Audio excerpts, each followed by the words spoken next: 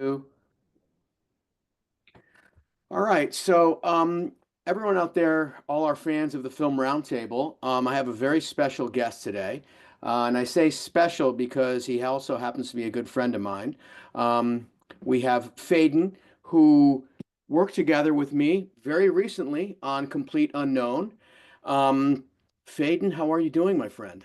I'm doing very well. Thank you. Thank you, Doug. Good to see you. Good to see you as well. These are always special episodes when I get to kind of have a little conversation with somebody that I work with because, I feel like we can kind of just sit down like family members and discuss, which I think a lot of the fans out there always enjoy that, that type of a rapport. As I said, so Fade and I both work together on Complete Unknown, which is making the circuit festival circuit as it is in the awards circuit. And Faden has been out there, kind of speaking in a bunch of different venues. Faden, glad to have you here on this one. First and foremost, because we have so many fans that are, love cinematography and tune in for a lot of the conversations we have with cinematographers. I promise you that this was not going to be a technical episode, and it's not. But what I do want you just to explain a little bit for our fans in the beginning is what we shot this movie on and what you set it up on. And very just quickly, because it was my first time working with this camera system and I found it massively interesting. So why don't you kind of just share that with us? All right. So this is also the first time for me that I used on a feature project the Sony Venice 2, which the reason we chose it was because it has very low light capability. I did testing in pre-production and I rated it at 3,200, which it has as a native setting, but also like 6,400, 12,000, not 1,280, 12,400 ASA. And I discovered that it really doesn't have any digital noise, even at that high of a rating. And the reason I was interested in that is because, um, first of all, we were using Panavision anamorphic customized lenses that were old school, like you front element glass and all that. But I also was looking at a lot of reference still photography and movies, not necessarily from our period where the movie set, but like the seven, like French Connection and Clute and the Conversation. And also I had done, because I've been around for a while, I'd done some anamorphic movies on film in the 90s, and I realized it doesn't really feel as shallow of a depth of field as the large format digital cameras felt. And since I was going for a film look, uh, which I'll get to in a second, but one element was that it wasn't like it. I had more detail in the backgrounds and all that. So I thought if I shoot that high sensitivity, I can also afford to stop down and shoot at like an 8 stop, 11 stop, even at our night exteriors, like we did in Hoboken and like the village and him walking down the street and all that, and still have these intimate close-ups that we shoot on these wider lenses with Jim. He likes to shoot wide angle lenses kind of close, but not isolate the character completely and have still feel all the details of the city, the environment, the brownstones, the fire escapes, the cars going by, all that. So it, not to get complicated, but shooting at a deep stop with high sensitivity, as not allow and not needing to light with a lot of big units and lights and really take advantage of the ambience and the street lights and your gracious and wonderful cars driving by, the interaction with the even car headlights and all that. Like it was really like a great discovery. And like I said, there's no noise in that camera. And then in addition, as a technical aspect, we were always planning to do an analog intermediate on this, which means we're finish the DI, the digital intermediate, where we do all the color correction the way it's usually done. And then we actually laser out to a film negative to 5203 daylight stock Kodak. And so we're actually going from digital to film stock, where we pick up all the qualities of film, grain, but not only grain, film grain, but also all the other, the way it affects the contrast and the colors and even like a little flicker. And we're going to analog intermediate. It's called an AI instead of DI, but Mhm. Jim James Mangold said, "Don't say AI.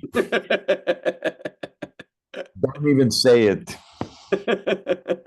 It's again, I'm underlining it's analog intermediate. So we're actually going to film and then bringing it back in for the DCP, the digital cinema package.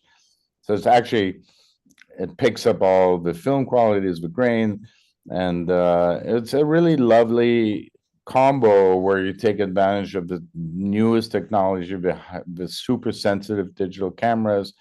You can use vintage glass, give it all the qualities optically that you like from that older lensing, and then get the film quality that you're not emulating, but you're actually going to film, and but still have the ability to use the super high sensitivity, and use, you know, the technology of being able to shoot at very low light with very few units. I don't have to set, you know, big condors and backlights, and we can literally walk down the street in New York, which based on our schedule, I've told people we had like 60 something days, right? When it was all said and done, yeah, I think it was about 63, with our prep shoot days and all those magic With a tricks. lot of moves, you know, as you know very well, you know, like we're like one block here, then we had to roll down all our carts and do, you know, we had a lot of company moves. We probably had, what do you think, Doug, like 100 locations? Yeah, easily 100 locations. And it's so Yeah. funny, like that what you're talking about, because for me, the first thing, one of the first days that we shot, which was, I think it was actually, might have been the first or second day of photography when we shot down at City Hall, and then in New York, one of our few days in New York, and then made the big company move up to the Chelsea Hotel. And it's interesting because so many images from the movie, publicity wise, have been used from what we did, that very little work we did. One day. Yeah, outside the Chelsea Hotel. And that was the first time I was truly amazed to see. Courtyard. Yeah, what I was, Exterior Courthouse and Chelsea Hotel are our only New York locations, and the rest is all Jersey.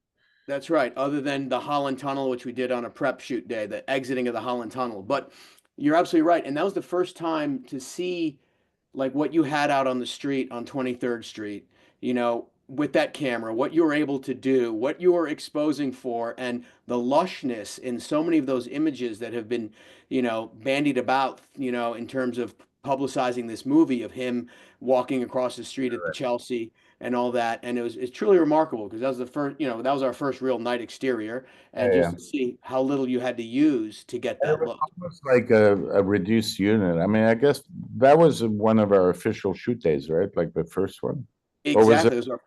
No, it was an official shoot day, like our first the one. Yeah. first one? But yeah, we and you know, we like this camera really allows you to take advantage of, and it's very interesting for, you know, low budget filmmakers and film students, like and you know, it doesn't only apply to the Venice 2, it applies to the FX6, the Sony FX6 and the FX3. That's just incredible for low light, and it's really liberating because you can maneuver and be very fluid with like shooting night exteriors everywhere. So that's a great advantage. And then you know, then the whole film finish was just a great combo for this particular movie. Yeah. And I mean, oh yeah, and seeing it on the big screen, it's absolutely, I mean, it's beautiful. I mean, it's just, it feels so grand, in its approach. When you see it on the big screen, it feels very classical in that way of movie making, and this being What was this? Your fifth or sixth project with Jim? How many have you guys done together? I think I think it's the seventh. Seventh. Yeah, so that was an interesting thing, me dropping in with you and Jim that had such a great long history in terms of, how you the projects you've done together. And what I always tell people, I mean, every movie project, I always say they're like children, right? Every single one is different in terms of how you approach it, what you do. There is no magic sauce, there is no common denominator, that you take necessarily that equates through all projects. But what would you say in terms of your history with Jim and how you put this movie together? Like, what would you say you find common in the approach or in what the execution to, Ford versus Ferrari or anything else that you've done together? What would you say is that link? Well, I mean, there's a few factors that link us, Jim and I, like aesthetically, well, first of all, we're the same generation, we're kind of the same age. We grew up, I mean, him liking the same kind of filmmakers, Ozu, Kurosawa, vendors. So we have a common language. Ironically, his father and mother are fine artists. My father was a painter. So, there's a lot of just like the same taste, the same history. Um, and I discovered that on our first movie together, Identity, that he's a really a complete filmmaker, like a auteur filmmaker. That I just read some article today that he hasn't quite been recognized as such because his genres are so diverse. Like he's not, he's I mean, but he's really like, if you think of Heavy and Copland and uh Walk the Line, 310 to Yuma, but he can also do Logan, he can also do Wolverine.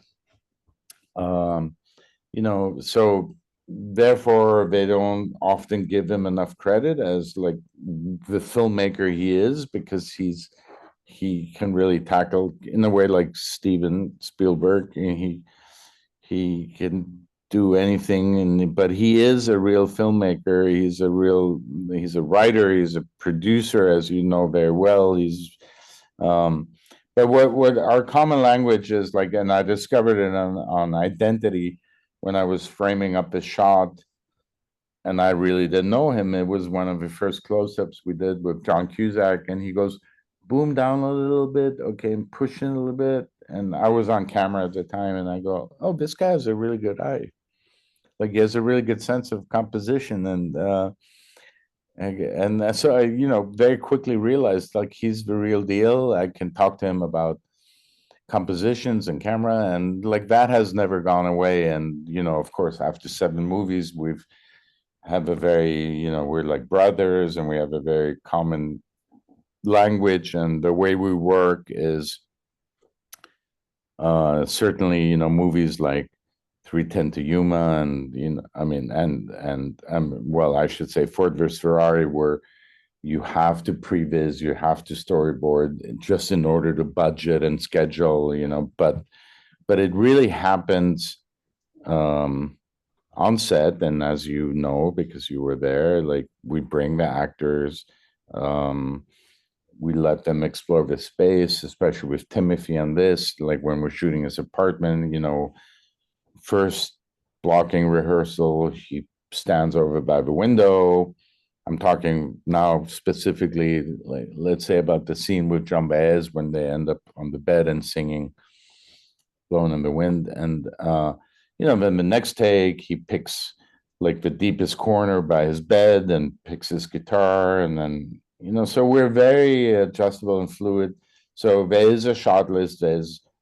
There are some storyboards sometimes, but definitely always a shot list, because people like you are given one, and we have to put a timeline on it. But the reality is, we really look at it.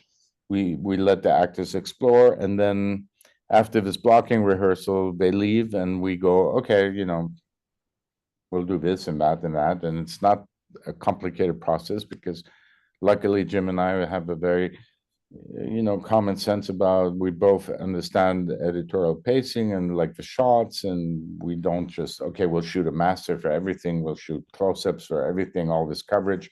We're very specific and we know how to put the scene together, um, and we have similar taste and similar sense of composition. And then of course we had the great Scott Sakamoto, who's also like a very seasoned um, operator. So it comes together pretty quickly. Now, Jim always tells me, don't say that we're winging it. And I'm not saying we're winging it, but, we allow ourselves to be open to seeing what happens, the magic that happens, the magic that performers like Timothy and Ed Norton and Joaquin Phoenix bring us, like that we're not locked into like a rigid storyboard and a rigid uh,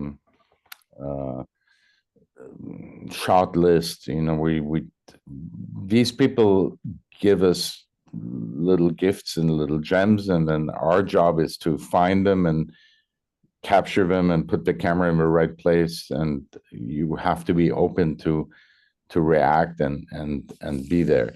And I think that's very much sort of the way we make these movies. And you were very accommodating and very experienced and very understanding, and you've been incredibly facilitating and helpful in this process, and you got right into the groove of joining us, and that's great, because ads have a lot of pressure. They have to make the day, they have to make the schedule, they want to stick to, but you being who you are and having worked with David Russell and other people, it's like you get it, and it was great, because you always asked me on the scouts, like, what time of day do you want to shoot this, and where, we were always collaborating, and we've reached a point in our lives. I mean, to me, because I've been in this business for 35, 40 years, production and the ADs were always kind of the enemy, because they were just the guys rushing and pushing you. And now I realize the first AD is like one of my greatest creative collaborators, because he can actually help me, and you were always offering and very in tune and asking, and that's lovely, in terms of like everything. Like, I was just talking in some other podcast about how I was using the low light sources, and I go, hey Doug, like, can we have a car round the corner on this line, like when he leaves the party, and it's makes all a big difference. And then like, and that's, we really use these days, we really use, all the extras and the backgrounds and the light car drive-bys, and all that is all part of, in a way, of our lighting as well, our interactive lighting and stuff. And then of course the other big example is how we laid out the whole Newport, where we have day concerts that take place over a concert, a single performance piece, but we're actually shooting it over 3 days, or the day exteriors I'm talking about. And then,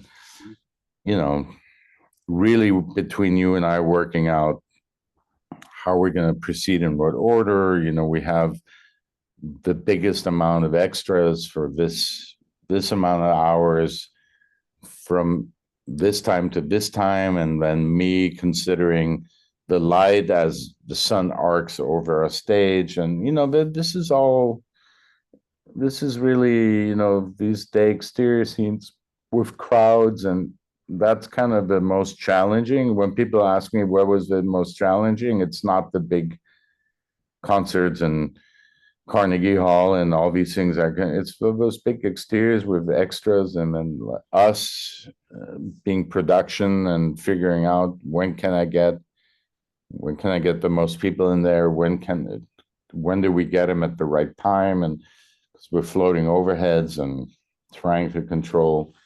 We're shooting a scene that takes place over 15 minutes, but we're shooting it over 3 days, and so that you become like one of the most important, besides my gaffer and my key grip, who has to rig and move a green screen, is like Yeah.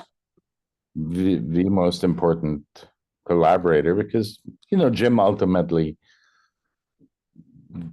doesn't get involved on that level. We tell him now we're going to have to Right. do that.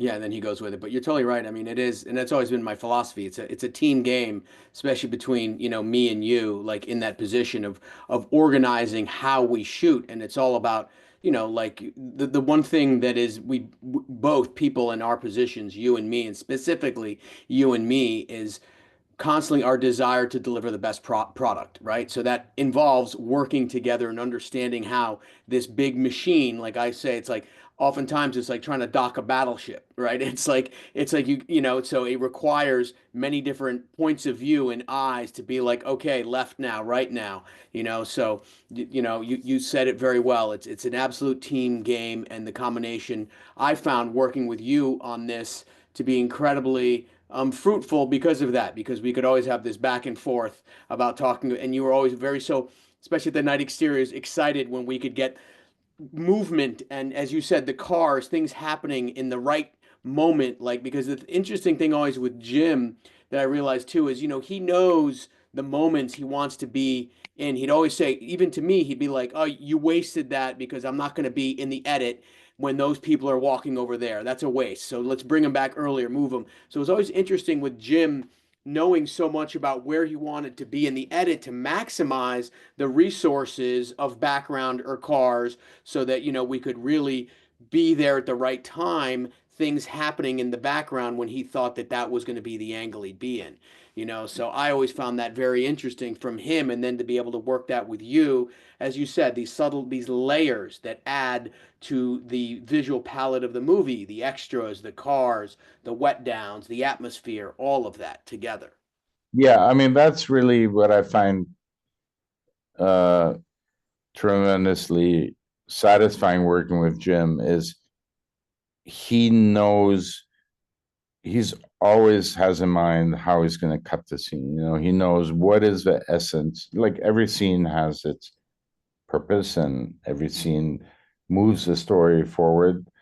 Of course, when you cut the whole movie together, you kind of like remake the film, but like, it's very important to know this scene serves this purpose, and then Jim is always aware of it, and we don't fall in love with some sweeping visual crane shot. And like, anytime we do a move, I ask him, where is the sweet spot of that move? Like, Yeah. should we not be moving now because we're likely not going to be in this shot for this part of the scene? And he goes like, yeah, no, you're right. Like, let's not move till this moment. And then, so he's able to visualize and cut the scene in his head. And that's why, as you said, when we send like a fire truck go through or something, he goes like, that's never going to make the cut, because that's a really great advantage, because a lot of directors can't do that. Like, they just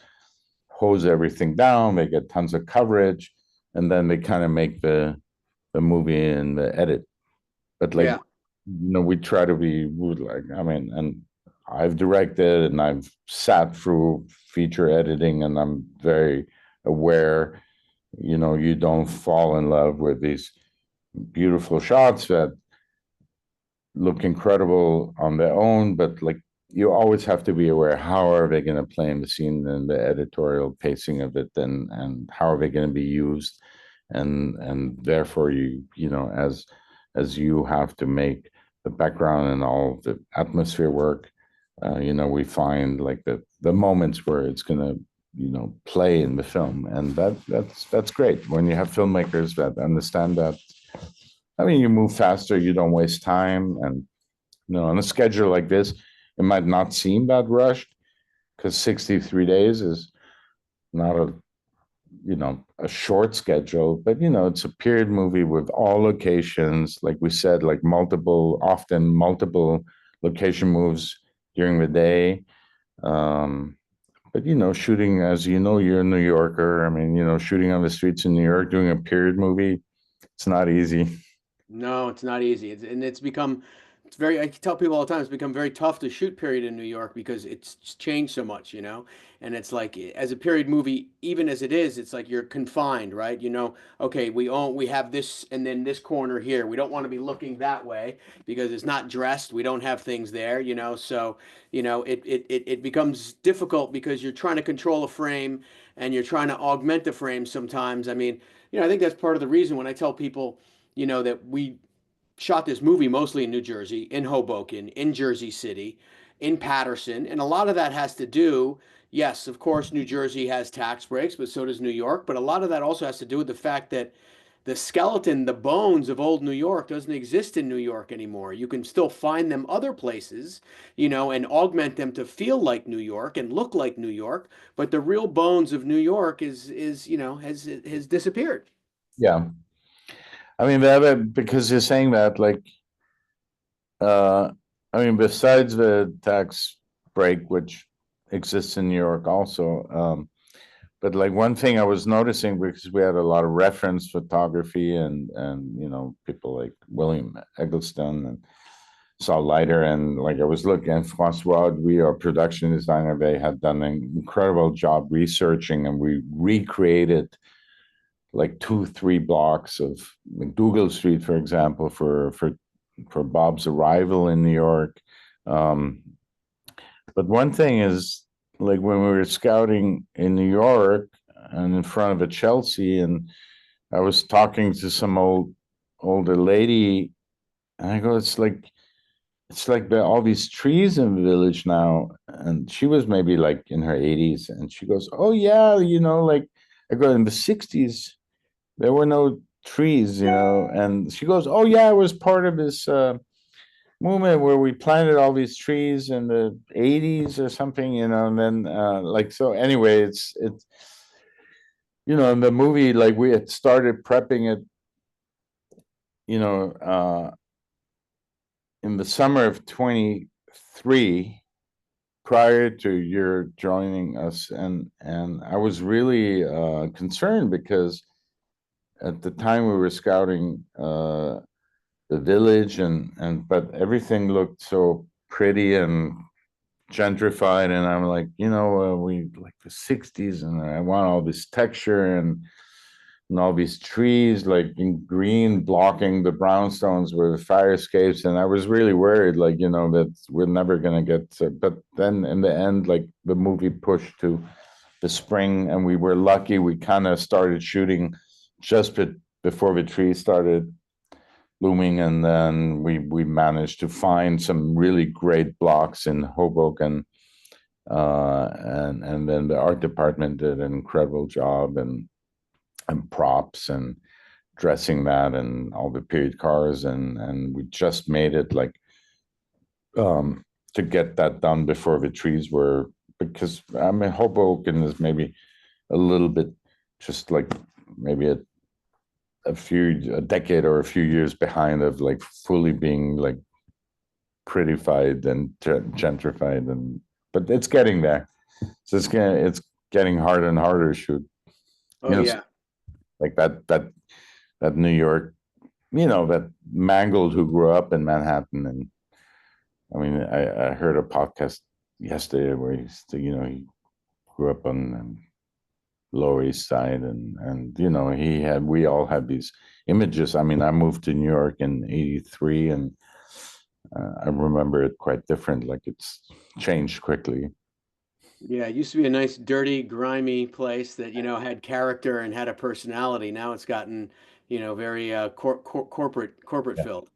But Newark and Jersey City and stuff, and Patterson, still offers a lot of great stuff. And I thought Patterson was great for that. I mean, Patterson it was great.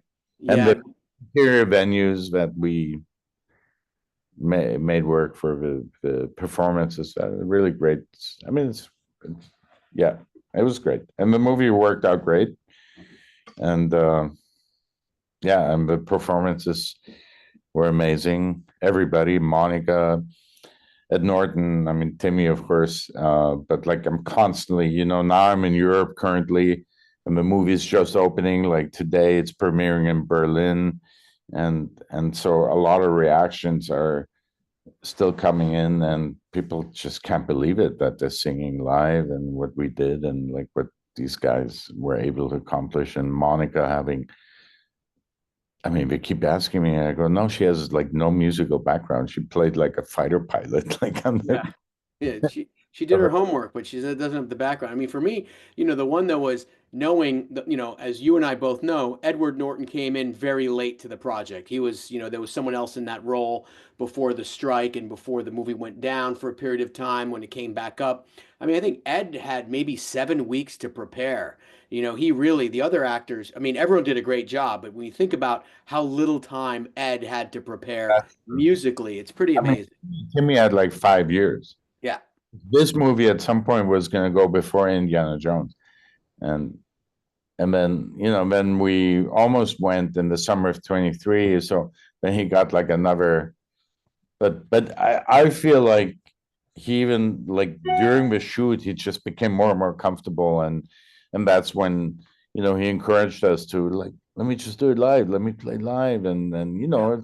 it involves, it's not as easily said as done, like all the sound sound departments, and they, of course it's easier to do playback, but like I don't feel like these scenes could really have the same quality and the same emotional value as they have if it's, I mean, it's playback with Timmy singing, so he'd still be performing, but I mean, he just got so he fine-tuned everything, and then like scenes like we have with John Baez where they're on the bed, and you can't do playback for that, like when they're interacting, the two of them, and I think everybody just like went with it and embraced it, and I think we gained so much from being able, and like to cover these songs.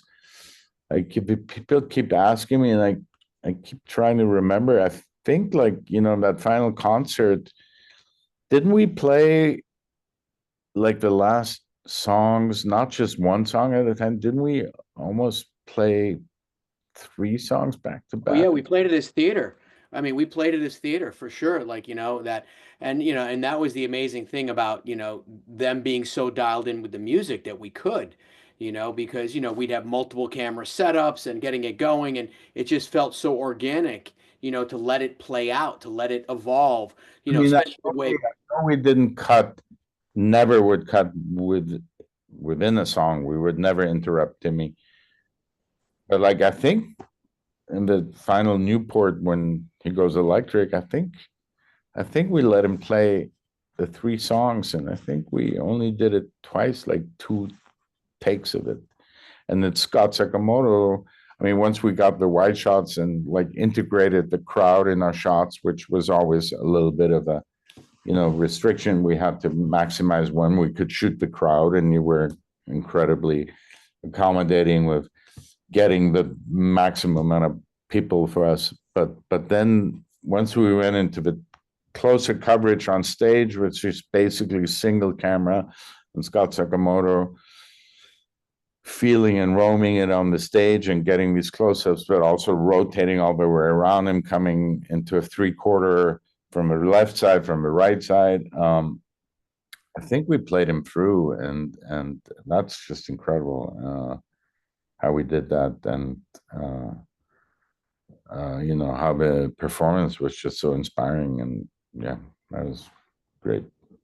Yeah, those were, I mean, those were great big days. I mean, it was a lot of, in terms of coordination between how our cameras moved and the actors, because the idea of being able to play the idea of different people taking the stage, leaving, different performers coming on, so you constantly have the motion of new musicians coming on, going off, playing it in, in all the coverage and all the shots, was a very organic nature. And it also, I think, helped the background in a lot of ways to, like, they're at a concert, right? They're seeing it not just happen in snippets so that they could give their energy and react. Because even in the actor close-ups, as we know, they always wanted to have the crowd there because they fed off of the crowd's enthusiasm.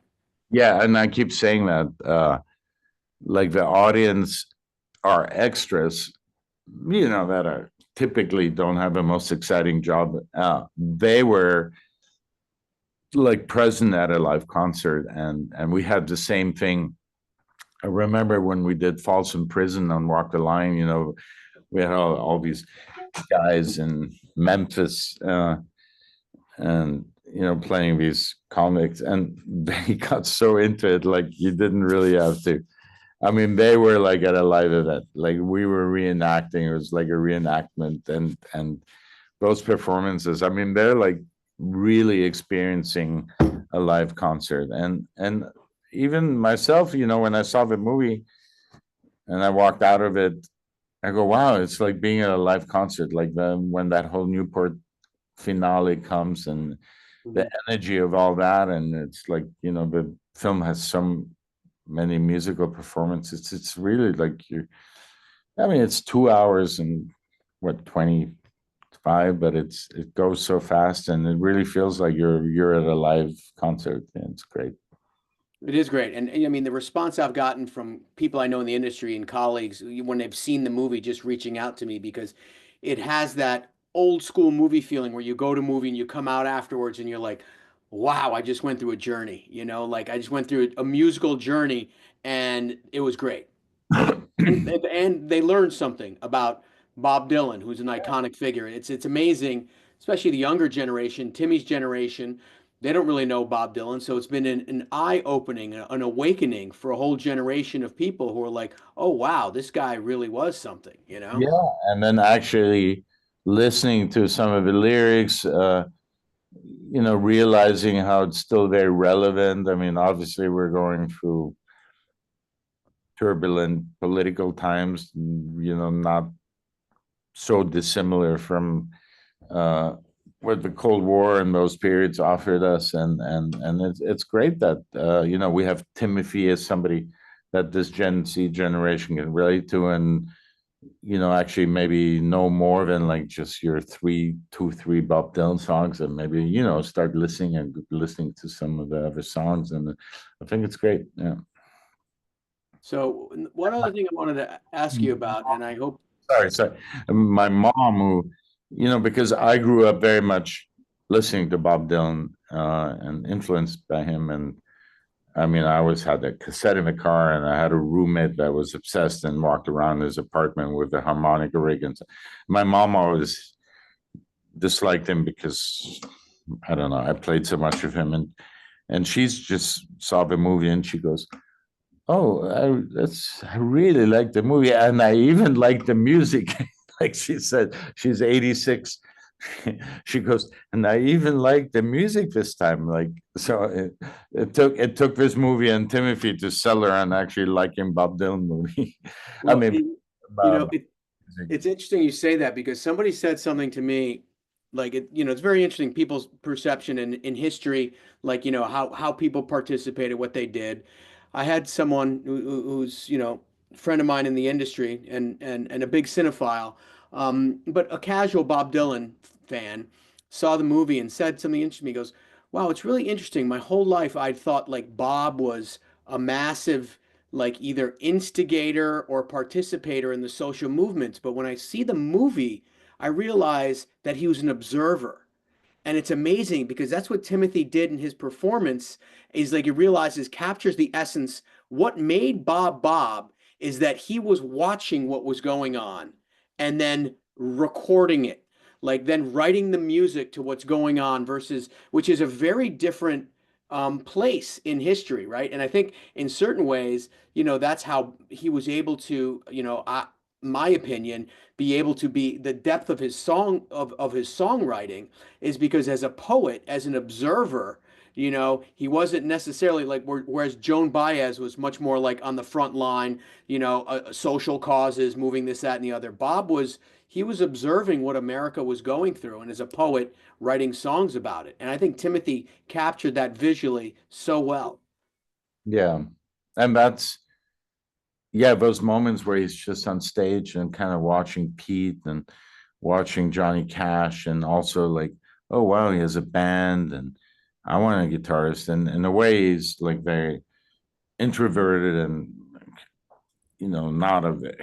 He's not like Johnny Cash, which is much easier to tell a story about because he's like this large romantic and June, I want to marry you, and it's like this is a much more complicated character. And, he was defining himself. He came as a, we also forget he's like 20 years old, like what, 19, 20. He's like a kid. And then, the influence that Susie or Sylvie had on him, his girlfriend, and introduced him to politics, but how he absorbed all of this and how his, and that's what's interesting about this movie, like what made him tick, how he took all the elements and wrote these incredibly meaningful and relevant songs without wanting really to be part of something, but just channeled it, all his own experiences. And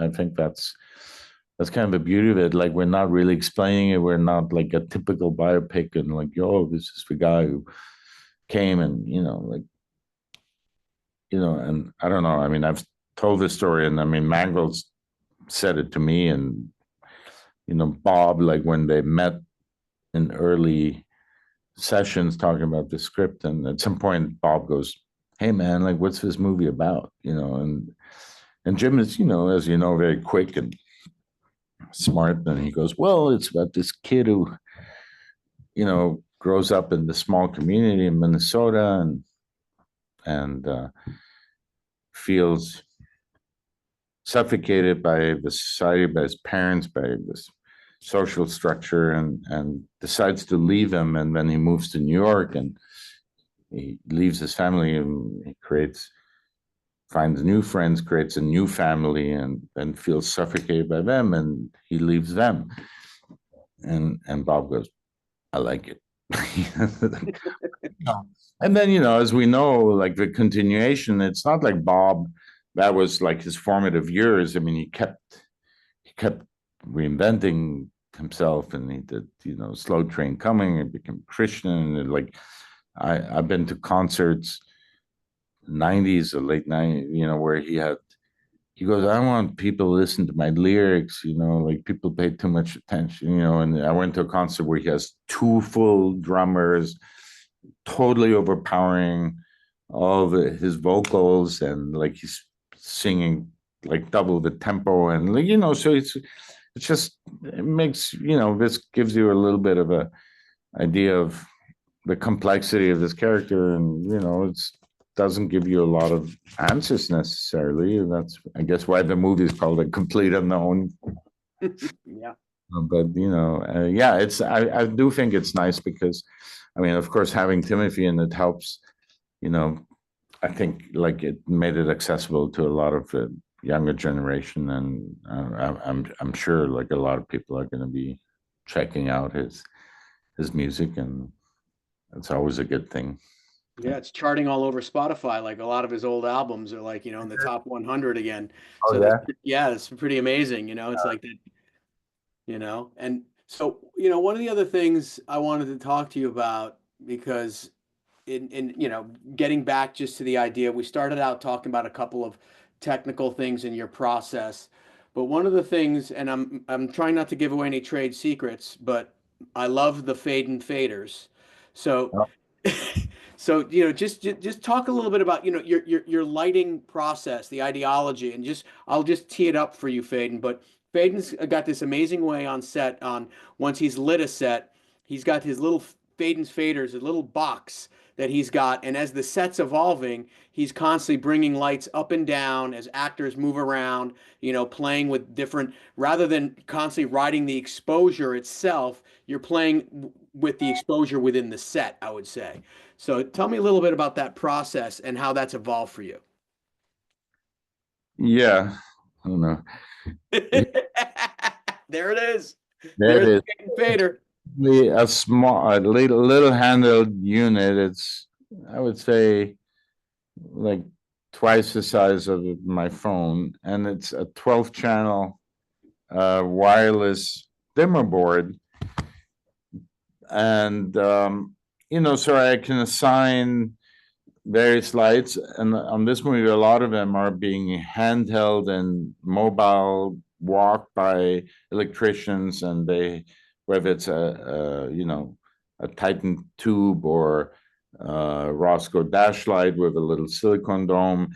But I have him walking with it, and it's almost like a live mixer, like I watch the live sound mixer Todd and these people like switching between the boom and this and that. So I have all these units in place and we're walking with them. They're battery powered, and during the take, I can kind of ride the level. So if he's, the good example is when it cuts to 1965 and he comes out of the club, he walks down the street and we do all these sort of rotating whip pans onto him, and we're showing the hippies and all the way guys singing opera, and it's just like using the ambient sources, the street lights that of course we placed, and like the lights streaming out of the venues, and then I can augment them. It's almost like live mixing. I can bring up these levels of light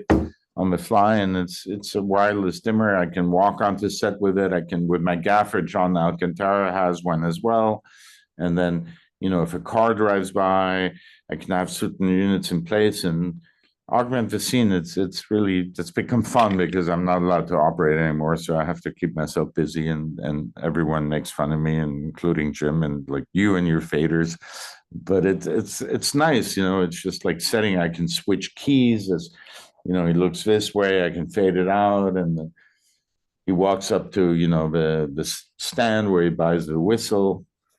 I can do these continuous takes and keep adjusting the light levels and the colors, and have a regular big dimmer board and a board operator, and I can ask him, like, give me this light on channel 1, on slider 1, give me this one on slider 6, and it's great. So, but yeah, I keep talking. It's not a trade secret. I'm traveling with it right now. I actually have it. Hold Oh yeah, let's see it.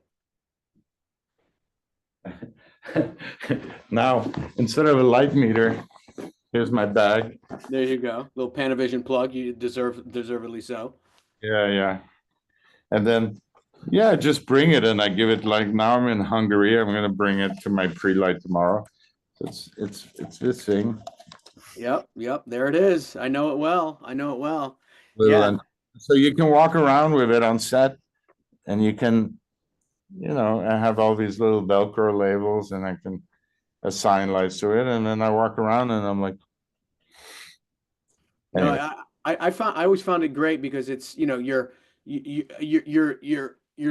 in the moment reacting to the actors, their movement, what happens, things that go by and whatever. And not only does it keep you as a DP in the scene, I find it's so easy, if something's just on automatic pilot to after you get to take 5, not even worry about or pay attention. But with this, it's like you're a DJ, you're in the moment adjusting to the crowd. There it is. This is something else. This is, and Roscoe is really going to appreciate this. Okay. What They do you just got? did me two more, but this is my little Roscoe dash light. So this is like literally, and then I can, well, let me see. Sorry, this is turning into a commercial. It's like, it's tiny, and then, Ah, look at that. yeah, and it has all these different magnetic. Yeah. So for those of you just listening, Faden has turned on some lights.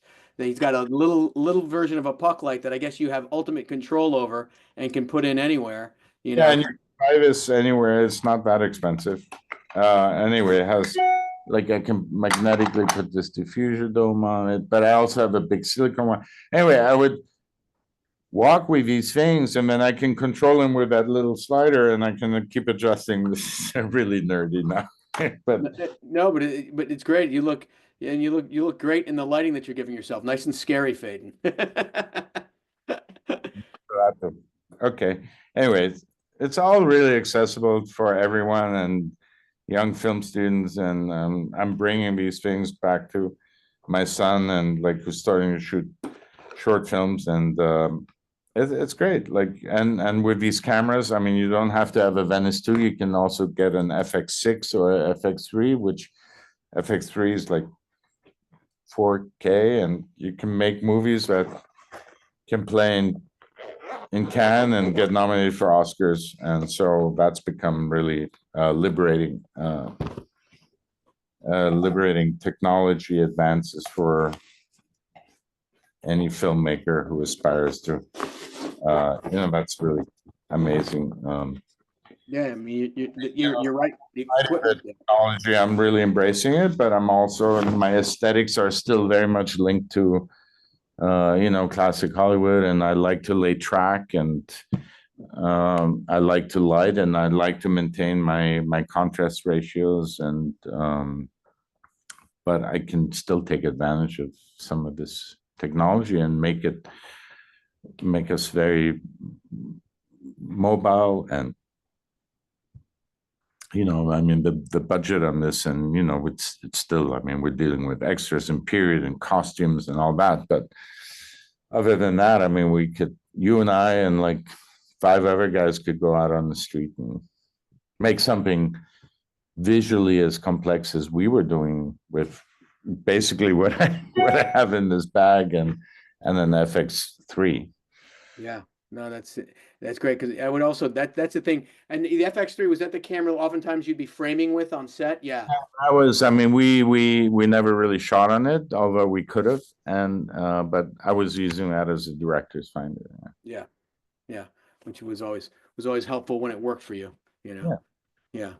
Well, listen, Faden, this has been a wonderful conversation. I enjoy sharing the space with you, and it warms my heart for us to just talk about some of these stories of you and I sharing time on set and what we went through to help, make this project that everyone's reacting very positively to. So I Yeah, I'm appreciate very your excited time. about it, and it's continuing to like provide a lot of really positive feedback. Like I said, it's just kind of like opening up in many parts of Europe, and it's lovely how it's sustained itself, and box office wise it's doing good also, which makes people happy. And yeah, and I miss you, and I hope to come back to New York, Well, which I will see you anytime you come here, my friend. our new film home. Hopefully LA has been for some troublesome times, and I hope they also recover and the LA crews get to work again. And but in the meantime, I'm happy that we have New York and New Jersey also to It's make. filmmaking on both coasts, LA, New York. It's how it's been for 100 years.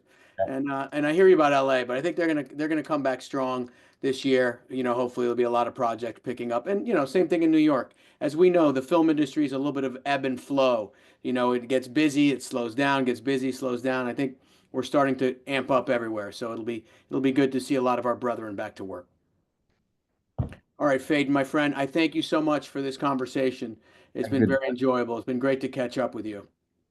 All the best, and cross paths soon. We will, my friend. Thank you very much. It was great talking to you. Bye bye. Bye bye.